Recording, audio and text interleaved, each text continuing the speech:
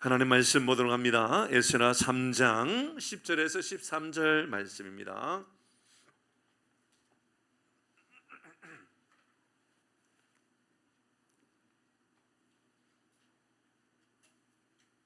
에스라 3장 10절에서 13절 말씀을 우리 교독에서 읽도록 합니다. 제가 한 절, 여러분들 한 절 나누어서 읽습니다.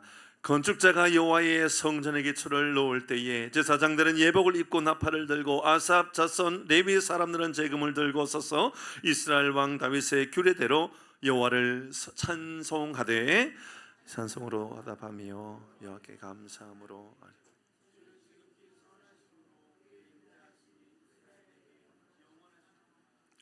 모든 백성이 여호와의 성전 기초를 놓음을 보고 제사장들과 레위 사람들과 나이 많은 족장들은 첫 성전을 보았으므로 이제 이 성전의 기초가 놓임을 보고 대성통곡하였으나 여러 사람은 기쁨으로 크게 함성을 지르니 같이 합니다. 백성이 크게 외치는 소리가 멀리 들리므로 즐거이 부르는 소리와 통곡하는 소리를 백성들이 분간하지 못하였더라. 아멘. 오늘은 기쁨의 함성과 통곡의 소리 노래입니다. 기쁨의 함성과 통곡의 노래, 오늘 본문의 말씀을 가지고 함께 나누고 기도하도록 하십시다. 하나님은 당신의 성전을 세우기 위하여, 당신의 예배를 세우기 위하여, 당신의 사람들을 세우기 위하여 바사의 고레스를 통해서라도 일을 행하시는 분이었다라는 건 위대한 고백입니다. 돌들을 통하여서도 하나님께서 일하실 수 있고요, 짐승을 통하여서도 일할 수 있는 겁니다. 그럼에도 불구하고 하나님께서 오늘 이 밤에 우리를 불러 예배하게 하시고 기도하게 하시고 말씀을 듣게 하시는 것은 하나님의 무한한 은혜가 우리 가운데 임한 줄 믿으시길 바랍니다. 아멘. 얼마나 귀한 일인지 모릅니다. 여러분, 하나님께서 고레스가 이뻐가지고 고레스를 통하여 예배하는 사람을 세웠는 걸까요? 아닙니다. 하나님은 고레스가 예뻐서 그런 것이 아니라 이스라엘 백성들을 긍휼히 여기신 하나님의 은혜의 역사였던 것이지요. 하나님의 긍휼하심 때문에 고레스를 통하여서라도 하나님께서 예배자를 세웠다면, 그런 거 생각해보면 오늘 이 밤에 우리가 기도할 수 있도록 나온 것은 무한한 하나님의 은혜다라고 믿음으로 고백할 수 있기를 바랍니다. 얼마나 귀합니까? 여러분 귀하지 않습니까? 저는 여러분 이곳에 있는 모든 분들이요 정말 귀합니다. 저는 여기 계시는 분들이요 정말 천군만마 같아요. 여기에 계시는 분은요.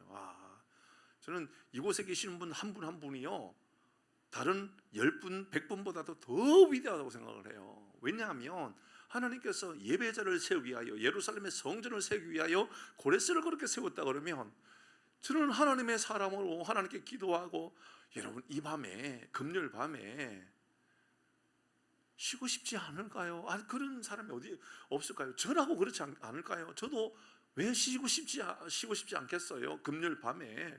그런데 하나님께서 이 자리에 우리를 불러주신 것은 하나님의 위대한 일들을 만들어가기 위하여 하나님 우리를 불러주셨다, 이런 마음의 고백을 가지게 되더라고 말이죠. 그러면 왜 하나님 그렇게 하셨을까? 하나님은 예배를 그렇게 귀하게 여기신다는 거겠죠. 맞죠? 그죠? 하나님 예배를 너무너무 소중하게 여기시니까, 하나님은 성전의 예배를 너무너무 귀하니까 그 귀한 예배를 회복하기 위하여 바사의 고레스를 통해서라도 하나님께서 세워 가신 것을 볼 수 있는 것이지요. 우리가 이제 이번 주 중에 말씀을 묵상하면서 이 에스라 3장의 말씀을 통하여 여러 가지 생각을 했었죠. 먼저 또 나누었던 것, 이런 것 말씀 기억나나요?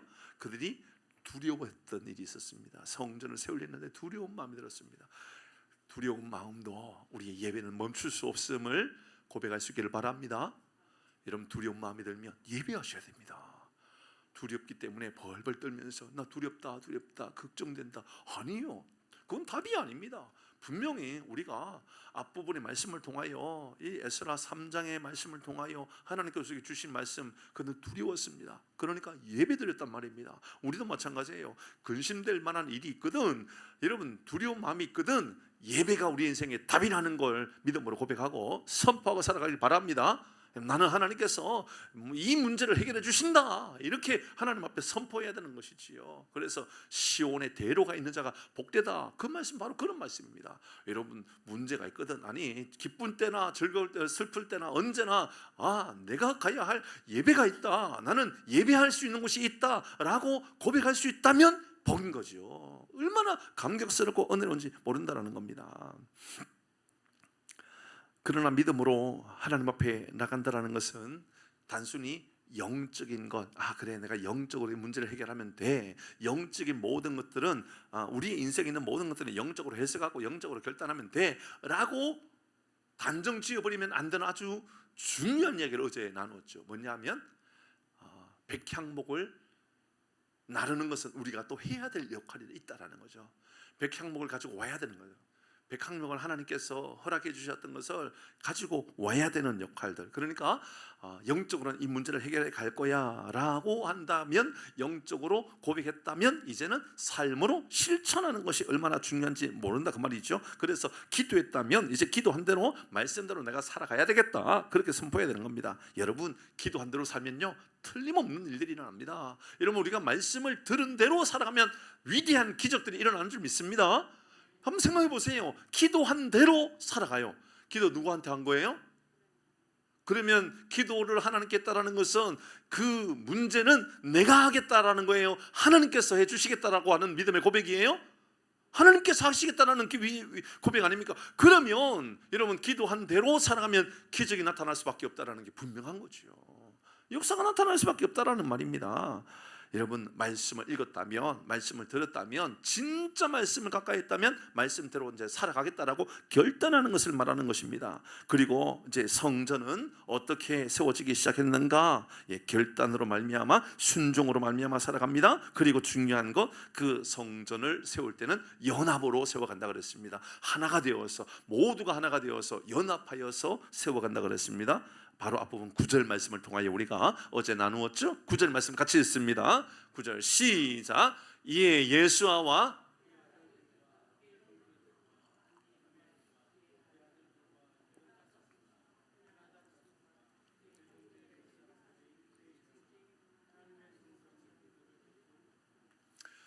여수아와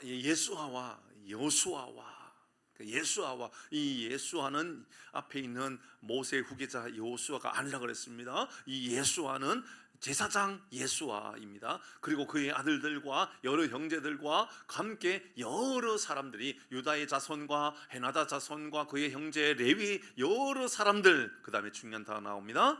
일제히 일어났다라고 이야기하고 있습니다. 연합을 하여 일어났다. 저는 우리 교회도 아름다운 연합 공동체가 되기를 바랍니다. 연합할 수 있는 교회, 하나가 될 수 있는 교회. 그래서 우리가 주방에서 뭘 한다 할 때는 어렵다 보여지면 내가 도와줄 수 있는 게 뭐가 있을까? 저는 우리 교회가 참 귀하다고 생각하는 건, 주방에서 열심히 일할 때에 또 다른 우리 권사님들, 연세 좀 있는 권사님들도요, 내가 가서 주방에 설거지라도 해줄까? 내가 반찬 뭐 다듬어라도 줄까? 그런 말씀을 해주실 때마다요, 제가 감동이 되는 거예요. 사랑하는 교회 여러분, 우리가 협력하고 하나 될 때 하나님께서 우리를 더 귀하게 세워주실 줄 믿습니다. 드디어 이제 솔로몬 성전이 무너진 이후에 다시 예루살렘 성전이 이제 재건되어지기 시작합니다. 예루살렘이 이 솔로몬 시대의 성전이 아니라 이제 다시 예루살렘이 그 이후에 무너진 그 예루살렘의 성전이 다시 재건되어지는 모습이죠. 오늘 본문의 말씀에 보니까 제사장들이 앞부분의 말씀부터 이제 예복을 입습니다. 나팔을 불기 시작합니다. 레위의 사람들이 다윗의 규례대로 여호와를 찬송하기 시작합니다. 그리고 나이 많은 족장들은 예전 성전의 웅창함을 회상하면서 안타까워하면서 통곡하는 사람들도 있습니다. 그러나 좀 젊은 사람들은 그 마음이 아니라 너무너무 감격스러운 마음을 가지고 찬양합니다. 부딪히는 거 보이지만 그렇지 않습니다. 그 가운데 많은 또 사람들이 기뻐하면서 하나님의 이름을 높여드리는 모습들도 나타나는 것이지요. 마지막 13절의 말씀을 보니까 즐거워하는 소리와 통곡하는 소리가 섞여서 분간이 되지 않는 이야기가 나타납니다. 오늘 본문의 말씀입니다. 자, 기쁨의 이 함성과 통곡의 노래가 어떻게 이 성전을 세워지는 일에 어떻게 나타나는가 보도록 하십시다. 첫 번째, 여러분, 하나님 언제나 예배자를 찾는다라는 것을 여전히 우리에게 알려주는 말씀 아닙니까? 11절 말씀 같이 읽어봅니다. 11절 시작. 찬양으로 화답하며 여호와께 감사하며 이르되 주는 지극히 선하심으로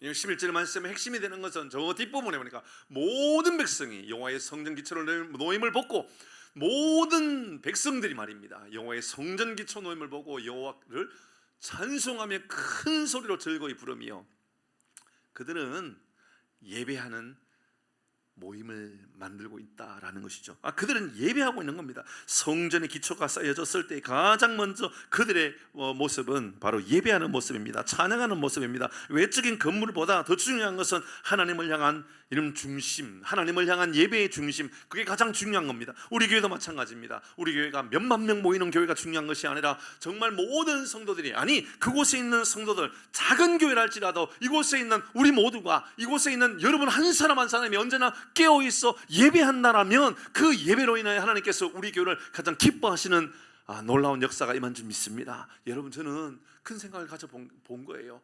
이 말씀을 보면서 진짜 우리에게 하나님께서 요청하는 게 뭔가, 하나님께서 우리를 통하여 뭐를 원하시는 건가, 가장 중요한 건 오늘 본문의 말씀, 이 말씀입니다. 여러분, 기초가 세워지는 것, 그 모습 속에서 모든 백성들이 성전에 모여 그들이 하나님을 찬양하고 있는 그 모습입니다. 여러분, 아직 아무런 응답이 없는 것처럼 보여질 수 있습니다. 이제 성전 기초를 시작하고 있는 것 아닙니까? 그런데 기초를 시작하는 그 순간부터 이미 그들은 이미 완공된 것을 다 본 것처럼 그들은 예배했단 말입니다. 사랑하는 교회 여러분, 뭘 이루어졌기 때문에 예배하는 것이 아니라 이미 시작만 하여도 하나님 앞에 예배할 수 있는 삶을 살아가면 하나님께서 이 모든 것들을 주관해 주시는 줄 믿습니다. 자, 그랬으면 좋겠어요. 저는 여러분의 삶도 그런 삶을 살았으면 좋겠습니다. 여러분의 삶을 놓고, 여러분 자녀를 놓고, 혹은 사업장을 놓고 기도할 때에 사업을 이제 아직까지 뭐 크게 대단한 게 뭐 이루어진 것처럼 보이지 않아도 된단 말입니다. 기초를 시작하는 것처럼 아무것도 아닌 것처럼 너무너무 작은 것이라 할지라도 시작만 한다 할지라도 그게 감격스러워서 하나님 앞에 예배할 수 있는 것, 왜 그런 삶을 우리가 살아가야 할까요? 하나님께서 가장 기뻐하시는 것은 우리가 뭘 대단한 일들을 얼마나 잘 감당하고 있느냐가 아니라는 거죠. 그 속에서 우리가 예배자로 살아가고 있는가 아닌가, 그게 훨씬 더 중요하다, 그 말입니다.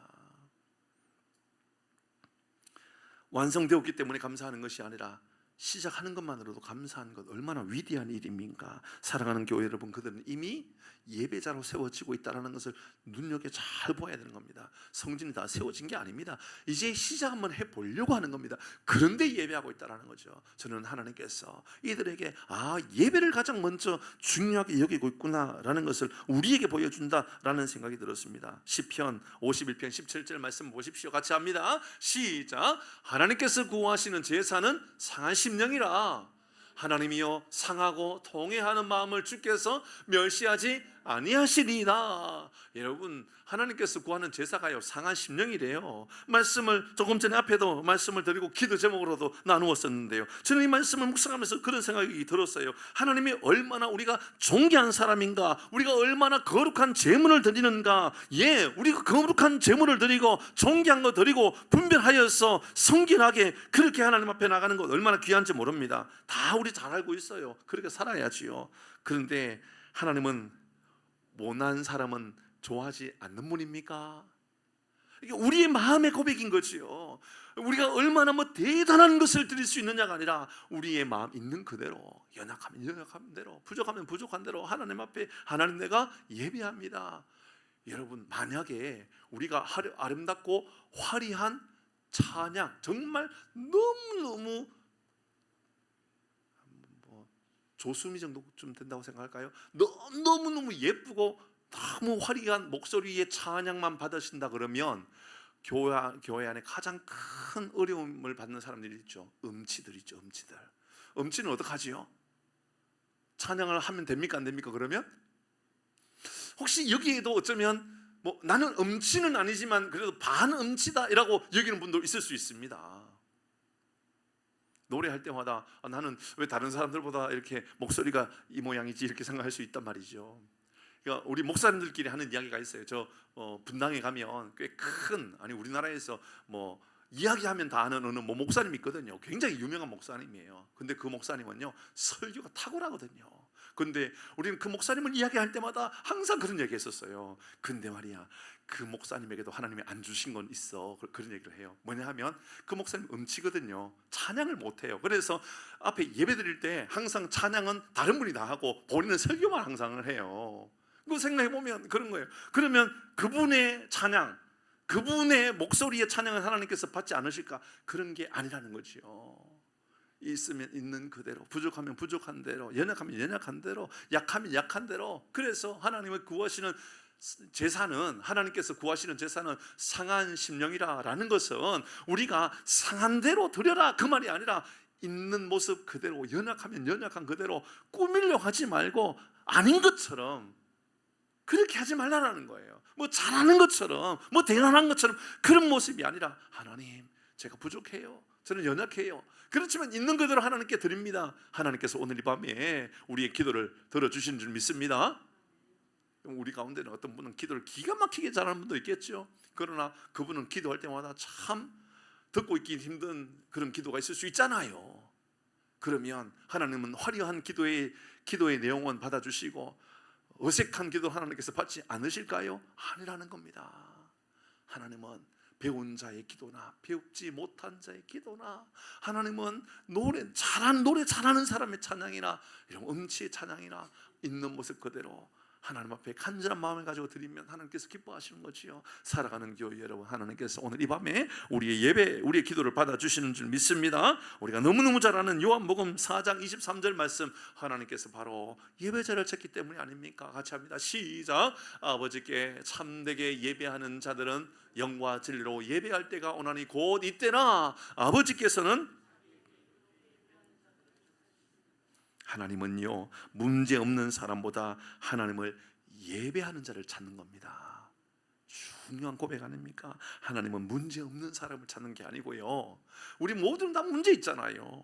하나님은 예배하는 사람을 찾으시는 거죠.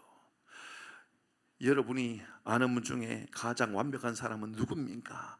여러분 중에 가장 부자는 누굽니까? 여러분 중에 가장 거룩하고 가장 순결한 사람은 누굽니까? 그래서 그의 예배를 받으시는 겁니까? 아니라는 겁니다. 하나님은 오늘 예배하는 사람을 가까이 하시는 분이십니다. 마태복음 18장 20절의 말씀 시작. 두세 사람이 내 이름으로 모인 곳에는 나도 그들 중에 있느니라. 오늘 이 밤에 우리 하나님께서 나와 함께 하시는구나, 우리 주님께서 우리 모두가 함께 기도하는 이 순간을 기뻐하시는구나를 깨닫게 되는 밤이 되기를 바랍니다.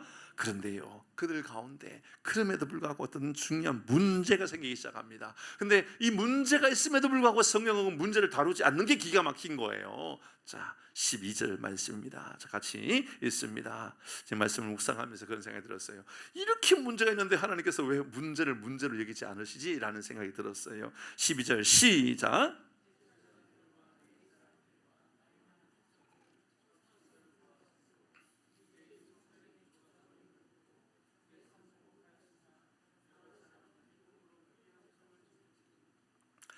아주 중요한 이제 두 부류의 사람들이 나누어지죠. 대성통곡하는 사람과 하나님을 기뻐하는 사람들 나누어지죠. 그죠? 대성통곡하는 사람을 어떻게 이야기합니까? 그들은 성전의 기초가 놓임을 보고 대성통곡했어요. 그러니까 성전의 기초, 이제 토목공사 해가지고 기초를 이제 시작하려고 그러는데, 오늘 본문의 말씀을 보니까 그들 중에 나이 많은 사람들이 통곡한 것입니다. 왜 통곡했죠? 오늘 성경 말씀을 보니까 통곡한 이유를 이렇게 설명하고 있죠. 첫 성전을 보았으므로.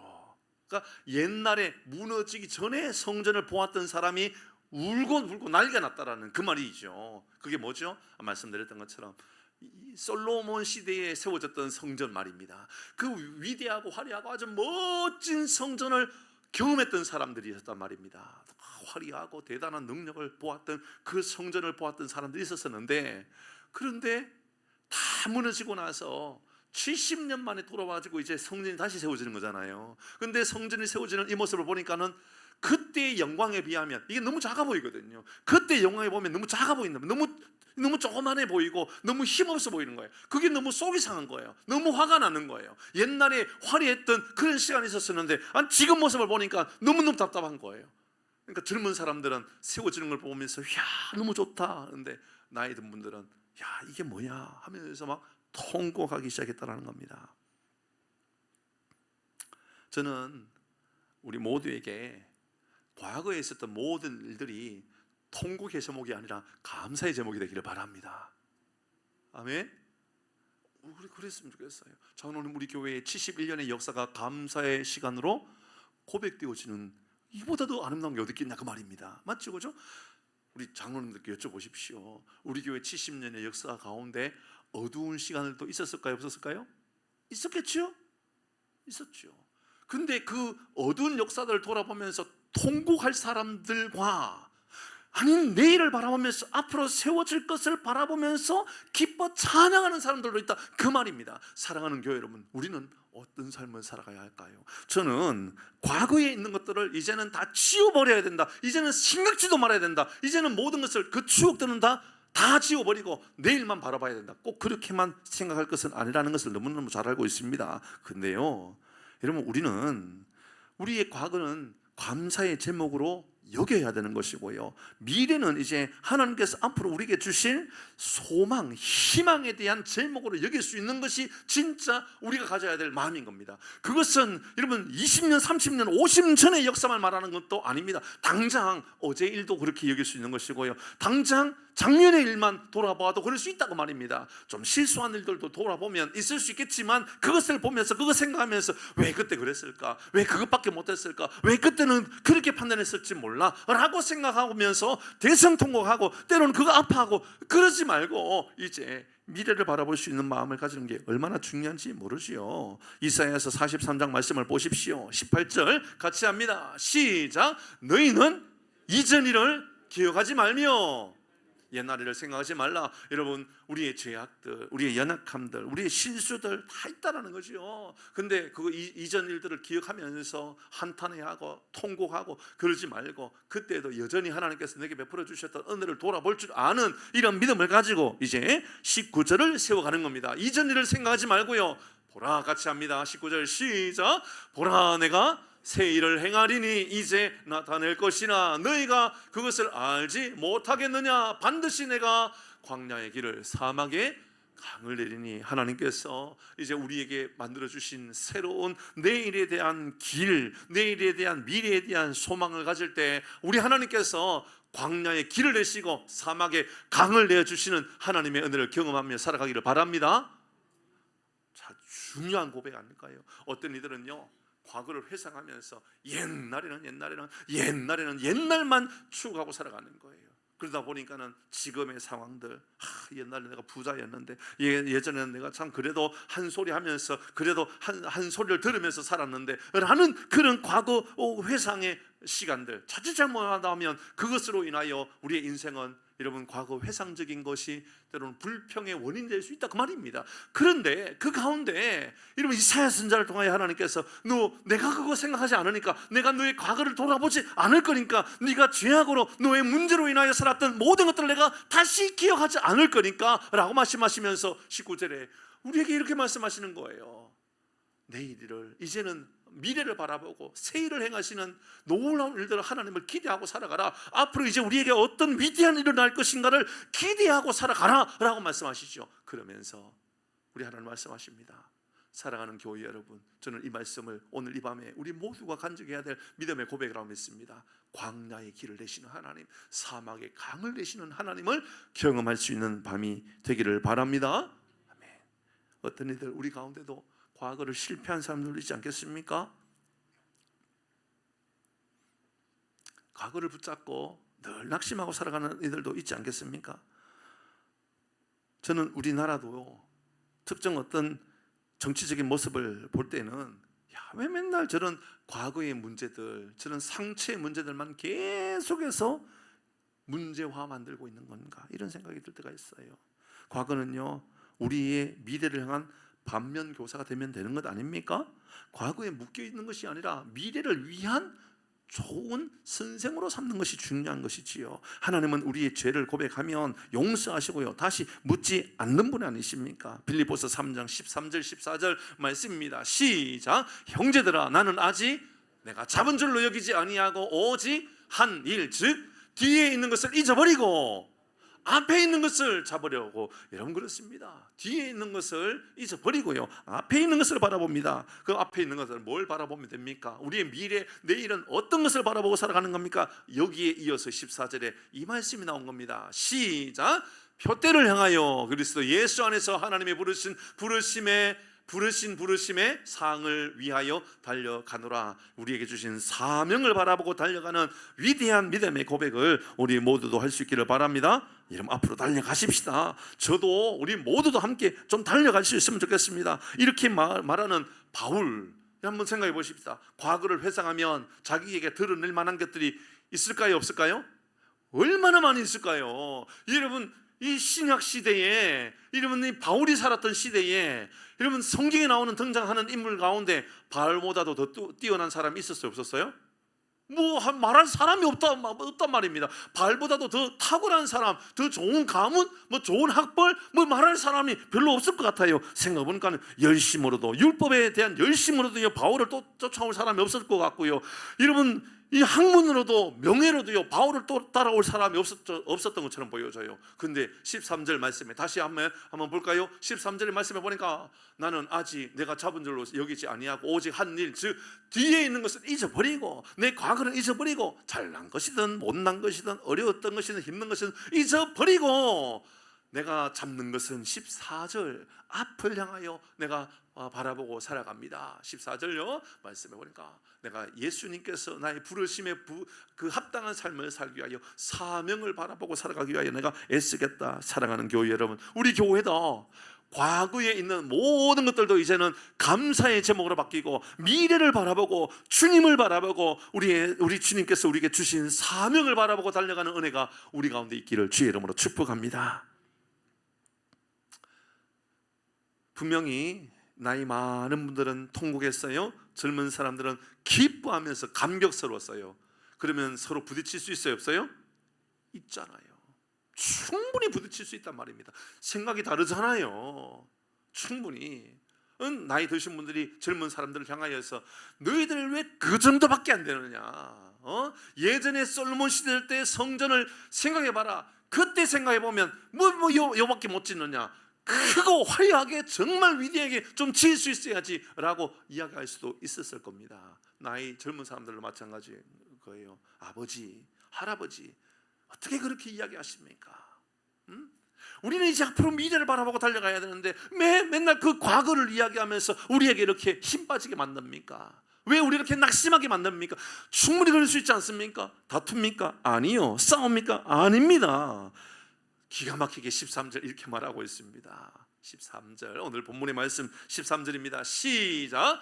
백성이 크게 외치는 소리가 멀리 들리므로 즐거이 부르는 소리와 통화하는 소리를 백성이 분간하지 못하였더라. 저는 우리 교회 안에 큰 소리의 이 통곡의 소리, 분쟁의 소리, 또 다른 여러 가지 소리가 우리 가운데는 그냥 하나님의 은혜로 묻혀버리는 교회가 되기를 바랍니다. 묻혀버렸으면 좋겠어요. 어디에 묻혀져야 될까요? 감사에 묻혀졌으면 좋겠습니다. 아멘. 오늘 본문의 말씀대로 한다면 어디에 묻혀져야 돼요? 예배에 묻혀지면 되는 겁니다. 예배에, 찬양에 묻혀지면 되는 겁니다. 주일날 예배 드릴 때도요 큰 소리로 찬양하고요, 아멘이 막 넘쳐나는 거고요, 말씀 앞에 우리가 결단함이 넘쳐나고요, 감사가 넘쳐나고요. 그래서 누군가가 불평하려고 그러면 어깨를 쳐주면서 괜찮아 감사할 일이 얼마나 많은데 말이야, 그런 거 우리 이겨낼 수 있어. 힘든 건 내가 알지만 감사함으로 한번 이겨나가보자. 살아가는 교회 여러분, 우리 가운데 여러분 불평의 소리와 원망의 소리와 그래서 서로 의견이 다른 모든 소리가 넘쳐난다 할지라도 찬양이 이를 덮어버리고 기도가 이를 덮어버리고 하나님의 이름을 높여드리는 조금 전에 우리가 믿음으로 고백하며 읽었던 11절처럼 찬양의 소리가 모든 것을 덮어버릴 수 있다라면 되는 거지요. 사랑하는 교회 여러분, 언제나 좋은 것으로 충만하면 저도 좋지요. 우리 모두도 얼마나 감사할 일들이 되겠습니까? 그러나 책망할 것 있다 할지라도 책망하면서 문제 삼는 것이 아니라, 여러분, 우리 모두가 그래, 하나님의 은혜, 하나님의 능력이 어디 있는가 돌아보는 것, 더 기뻐하는 것, 더 감사하는 것, 이게 더 중요한 것이지요. 취업도요 다 다르고요, 학력도요 다 다르고요, 가정 환경도 다 다르고요, 차도요 다 다르고요, 여러분 이 우리의 성품도요 다 다르고요, 성격도 경험도 다 다르죠. 어떤 이들은 건강한 사람이 있지만 어떤 이들은요 병상에 누워서 일어나지도 못하는 그런 사람도 있단 말입니다. 사랑하는 교회 여러분, 우리는 그들을 바라보면서 그래, 저 사람은 왜 저럴까라고 생각하면서 판단해버리고 결정해버리고 그러면 안 되는 겁니다. 저는 이번 주 중에 이길순 권사님 이제 신방하면서 가정에 저는 이길순 권사님 절대로 나오지도 못할 줄 알았어요. 이제 이길순 권사님 더 이상 일어나시기는 불가능하다 그렇게 생각을 했었어요. 근데 그 생각은 2020년도에도 했던 거 아시죠? 2020년도에 아무 일 없는 것처럼 일어나셔서 교회에 나오시기 시작했는데, 저는 제가 알기로는 이기순 권사님 집에서 누워서 일어나지도 못하고 아무것도 못하는 것으로 알고 있었었는데 웬걸요, 너무 건강하게 다니고 계시더라고요. 이미 많이 회복되어진 것 같고, 조만간 아마 관절 쪽이 회복되어지면, 고관절 쪽이 완전히 해결되어지면, 지금은 지팡이를 들고 집 안에만 왔다 갔다 하고 있는데 그렇게 활동하고 나면 완전히 회복되어지겠구나. 돌아보면요, 그래요, 우리 건강도 다 다릅니다. 그러니까 이렇게 판단하고 저렇게 판단할 것이 아니라, 그래, 하나님께서 저런 분도 있고 이런 분도 있고 또 이런 삶을 살아가는 분도 있고, 우리가 이런 다양한 사람들이 있는데 이런 다양한 사람들이 함께 모여 예배하는 곳, 그게 교회구나. 이런 믿음의 고백, 우리 모두가 함께 한 지체된 마음을 가지고 하나님을 예배하는 이런 은혜가 있기를 바랍니다. 고린도전서 12장 26절 같이 합니다. 시작.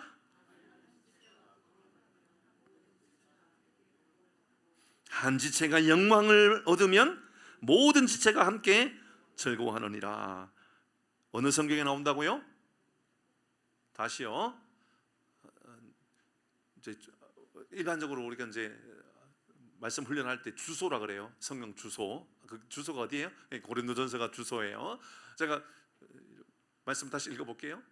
만일 한 지체가 고통을 받으면 모든 지체가 함께 고통을 받고, 한 지체가 영광을 얻으면 모든 지체가 함께 즐거워하느니라. 주소가 어디라고요? 고린도전서 12장이래요. 잘 생각해 보면 고린도 교회에 있었던 일들을 돌아볼 수 있겠죠. 성경에 고린도전서 후서에 나오는 고린도 교회의 모습을 보면요, 오늘날 이 시대의 사회가 교회를 욕하는 건 아무것도 아니에요. 당시의 고린도 교회, 고린도 사회는요, 우리가 상상할 수 없는 그 이상의 것을 이렇게 말해주고 있는 것들이 고린도에 나오는 고린도 교회에 등장해요. 뭐 동성애뿐만 아니고, 그러니까 아들이 엄마를 범하는 이야기도 나오고, 별의별 사건들이 많았던 지역이 바로 고린도 교회예요. 교회 안에도 분파 싸움도 얼마나 많이 있는지 모르고, 그러니까 돈의 문제, 이성의 문제, 정치의 문제, 교회 안에 하나 되지 못하는 문제 너무너무 많은, 그래서 교회가 문제가 이렇게 문제가 많은데 어떻게 교회를 말할 수 있어? 라고 말할 때마다 근데 고린도 전후서 읽어보면 돼요. 그러면 그럴 때 우리가 이렇게 이겨 나가는 거구나 알 수 있거든요. 그런 교회, 절대로 하나 될 수 없고 절대로 뭉칠 수 없는 고린도 교회를 향하여 바울이 이렇게 이야기했던 겁니다. 만일 한 지체가 고통을 받으면 모든 지체가 함께 고통을 받고, 근데 만일 한 지체가 고통을 받으면 모든 지체가 뭐라고 말할까요? 여러분, 함께 고통을 받는 것이 아니라 한 사람이 고통을 받으면 뒤에서 흠담을 하지요. 아마 무슨 죄를 지었기 때문에 저러지, 무슨 안 좋은 일이 있으니까 저러지, 무슨 죄가 있으니까 저런 삶을 사는 거 아니야, 다 자업자득이야, 뿌린 대로 거두는 거야. 이런 그런 경우가 너무 많지 않습니까? 교회 안에도 그렇고요, 세상 안에도 그런 경우가 얼마나 많습니까? 그런데 교회는 어떤 모습을 갖춰야 되느냐? 이렇게 알려준 겁니다. 한 지체가 고통을 받으면 한 명입니다. 그는 더 이상 갈 곳도 없고요, 피할 곳도 없고요, 숨을 곳도 없는 그런 삶을 아마 삶이 놓여져 있을 것입니다. 그때 성경은 우리에게 말합니다. 모든 지체가 함께 고통을 받고 그 고통에 동참하라고 이야기하고 있습니다. 위로하라가 아니라 동참하라고 이야기하고 있습니다. 그리고 한 지체가 영광을 얻으면 모든 지체가 내게 주어져 있는 기쁜 마음을 가지고 즐거워하라. 세상은 이렇게 못 가르쳐 주거든요. 여러분, 세상은 한 지체가 즐거워할 때 그 지체의 즐거움에 동참할 수 없는 것처럼 말하는 것이 세상이란 말입니다. 성경을 잘 기억하십시오. 그 지체의 아픔을 나의 아픔으로 여기고, 그 지체의 기쁨을 나의 영광으로 여기고, 나의 기쁨으로 여기고, 이러한 아름다운 은혜가 우리 교회 가운데 있어 어떤 어려움도 은혜로 덮어버리고 감사함으로 덮어버리는 놀라운 역사가 우리 가운데 임하기를 주의 이름으로 축복합니다. 아멘. 우리 같이 찬양하자.